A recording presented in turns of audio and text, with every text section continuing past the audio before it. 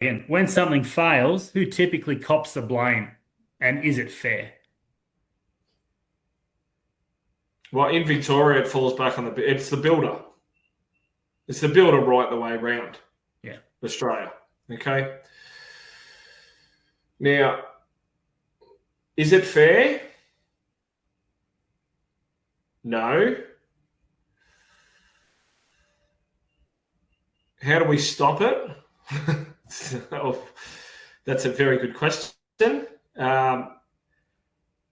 One of the reasons that we have such knowledge gaps is we haven't had to continually improve as an industry, upgrading our knowledge.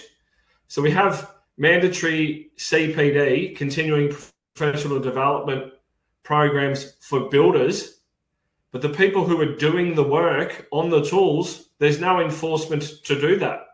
So they fall under the builder's license, which is nonsense.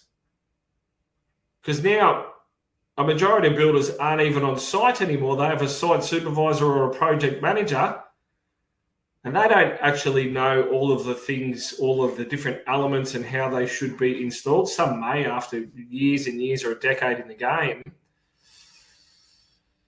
So is it fair on the builder? No. Is the system broken? Yes.